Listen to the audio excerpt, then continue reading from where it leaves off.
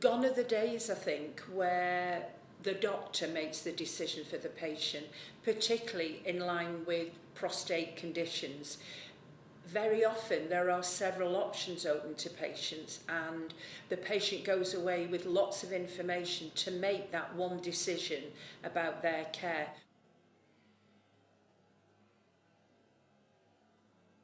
When a patient presents with urinary symptoms that are so troublesome that they require surgery, we have three main options. We have UroLift, we have Rezum, and we have GreenLight laser.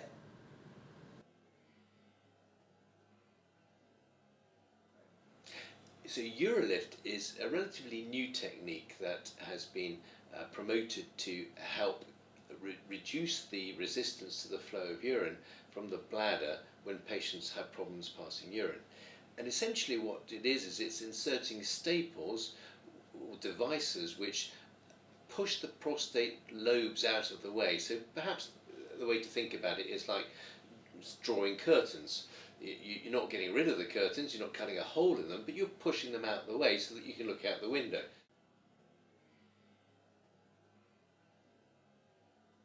Rezum is one of the latest treatments which are now on offer to treat patients with prostates that are causing a resistance to the flow of urine, so-called bladder outflow obstruction. And the way it works is that you put a telescope in through the penis, you look at where the prostate is causing the blockage, you then insert a needle into the prostate and you put steam through that needle into the prostate, and in so doing you kill a bit of the prostate tissue.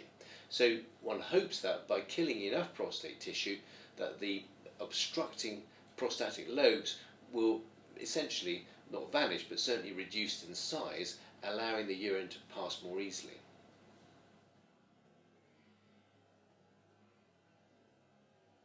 A GreenLight laser is a treatment which aims to get rid of excess tissue, which is the cause of the blockage, making it difficult for the bladder to empty. The advantage of the GreenLight laser is that it uses quite a small telescope.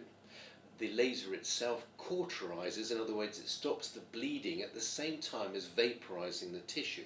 So the final funnel, which is created by vaporizing, doesn't bleed a lot. It allows us to have a good view while we're doing it. So it's a very effective treatment without the side effects that you get from the TURP. The irrigant fluid is called saline, which is safe, compared with something called glycine, which is used for a TURP. So essentially it's effective at getting rid of excess tissue and it's safe.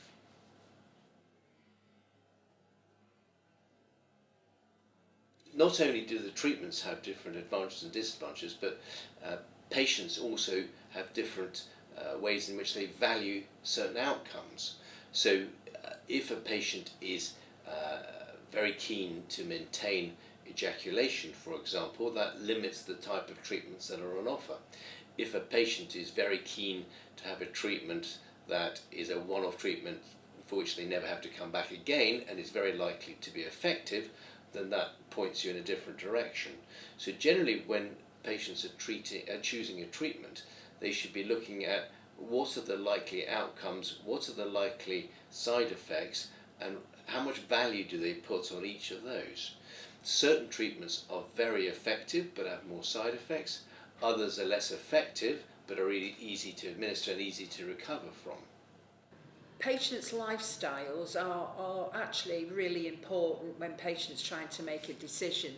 A lot of people are very anxious to get back to golf. A lot of men have actually got their own business or they're self-employed, and it's really important that they have something that they're going to recover quickly from so they can get back, because obviously that's their income. We don't flag wave a particular treatment.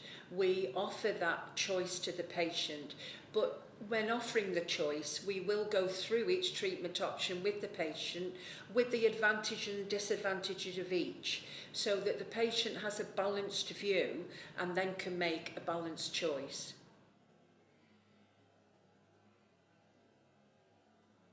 So when a patient has actually chosen their treatment and they've gone through that procedure and they're coming for follow-up, they initially see their consultant 3 weeks after the procedure, but then they all see me at 3 months, because we then repeat some of the investigations they had before surgery and we can compare the results. And the results are like chalk and cheese from before surgery to after surgery.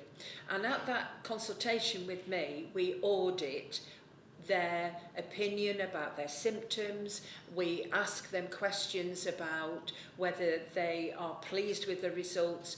So we audit everything we do, every modality for a benign enlarged prostate.